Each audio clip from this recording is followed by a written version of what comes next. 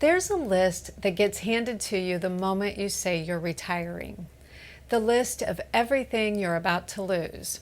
Your structure, your purpose, your people, your paycheck. People recite it like a warning, like they're watching you step off a ledge. I'm not going to sit here and tell you those things don't disappear. They do. 7 of them in my experience, and they go fast. Most of what vanished, I don't miss at all. Hi, I'm Michelle, and on my channel we talk about creating a peaceful, confident life after 50, especially if you're living alone, traveling solo, or navigating retirement. Today I'm walking through the 7 things that disappeared when I retired. I've been told over and over that work is what keeps us going. It keeps us sharp, it keeps us social, it gives us a reason to get up. And there's truth in that. Work does give us all of those things. So when you take it all away at once, the warning sounds reasonable.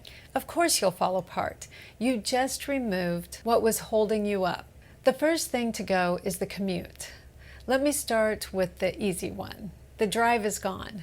No more rushing to beat traffic, no more gas, no more wear on a car that I'd like to keep running for a few more years. But what I didn't expect was that drive was my transition time, 15 to 30 minutes where nobody needed anything from me. I'd listen to a podcast, get through an audiobook, or call my mom or a friend. It was the time between work me and home me. I didn't actually lose the podcast or the phone call. I lost the predictability of the time to do them. So now I schedule them. I call my mom when I'm walking my dog instead of from the car. And the decompressing part, I don't even need that anymore because there's nothing to decompress from. The second thing was the professional wardrobe. For years, I dressed for my job. I ran an Airbnb management business, so I had a very specific uniform problem. I needed to look put together enough to meet an owner or reassure a guest, but I also had to be able to make a bed, fix a running toilet, and haul cleaning supplies up a flight of stairs. Presentable and able to move. All of that is gone now. I won't say that my clothing budget went down. Some people's will. Mine just changed how I dressed. Now I put on whatever I want without worrying if any of it will get dirty or damaged. The third one was workplace structure. When I was working, my day was built for me, and then it was gone, and I had a completely blank canvas. What I learned is that the structure doesn't come back on its own. You build it on purpose. All of those things that you put in a drawer because you were too tired or too busy, this is when they come back out. Maybe it's a hobby you dropped 20 years ago and assume you'd outgrown. Maybe it's something brand new you were always a little curious about and never had the time to try. I started making art and it grew into my Etsy shop and my children's books. Not because I needed a second career, but I wanted a creative outlet. And if your old work was a real source of meaning, you don't have to walk away from it completely.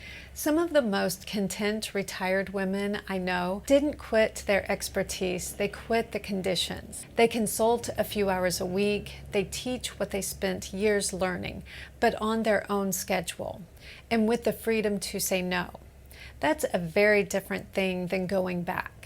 It's keeping the part that fed you and dropping the part that drained you. When you're living alone, everything feels more important because you're the only one creating your own rhythm.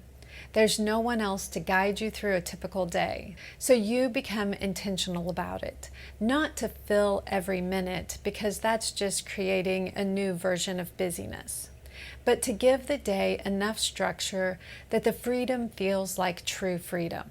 Not just drifting aimlessly in existence. I'm not against structure, I'm all about choosing my own path. The fourth thing was the workplace chaos and drama. But the drama was also the urgency, the thing that made me feel needed and switched on all day. My version of workplace chaos was particular. I was keeping owners happy and keeping guests happy and trying to find quality contractors for the work that I didn't have time to do myself. the maintenance, the cleaning, the things that go wrong at the worst possible hour, that kept my nervous system humming. I had to learn that I don't need a small crisis running in the background to feel alive. The fifth thing was a built-in social network. You tell yourself you'll keep in touch with everyone. You mean it, but when the thing that was holding you together disappears, so does the urgency to reach out. When you live alone and your work community disappears at the same time, your daily human contact can drop to almost nothing without you noticing, until one day you realize you haven't had a real conversation in 3 days. Nobody is going to rebuild that for you. You have to design it. Connection after 50 doesn't just happen by accident. You build it the way you built everything else now, on purpose. The sixth thing was the regular paycheck. The steady money stops. And even when you've planned for it, something in you flinches the first time there's no deposit landing on schedule. The real shift isn't earning less, it's spending differently and getting comfortable spending the money that you spent your whole life accumulating. That's harder than it sounds. You get so good at saving that drawing it down feels wrong, even when it's exactly what the money was there for. Budgeting is different too. You spend more on some things and less than others. The first year or two, it's good to track spending so you know what your new budget is going to be. And the seventh thing was professional identity and validation.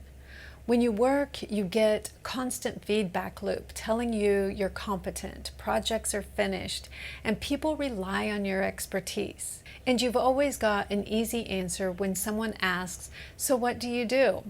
Then you retire and the title is gone and the easy answer is gone. For a while, "What do you do?" became the most uncomfortable question. It turns out that much of what I thought was my identity was just really my job description. But beneath it all was a person who creates art, shares stories, and explores the world, and is more peaceful than my usual hectic self. Getting rid of the commute, the clothes, the drama was like taking away some of the clutter. Getting rid of the routine, the people, the paycheck encouraged me to build something new on my own terms. And losing the identity wasn't a loss at all. The version of me that was always there finally had space. The disappearing is fast, but the rebuilding is slow. And the quiet you feel in between is the space where the new chapter actually gets made. This might not be the same for everyone. If your job is truly your passion, the thing that makes you feel alive, and would do it without a second thought, then leaving it behind might be more of a loss than it was for me. The real aim here is peace, not just retirement. If work brings you peace, then hold on to it. But if you've been reading that warning list and feeling a bit anxious about all the things you might lose, think about which of those losses you'd really miss. Tell me in the comments, what's one thing you're most afraid of losing when you retire? Or when you retired, was it the structure, identity, income, the people? What did you miss the most? And thank you so much for watching.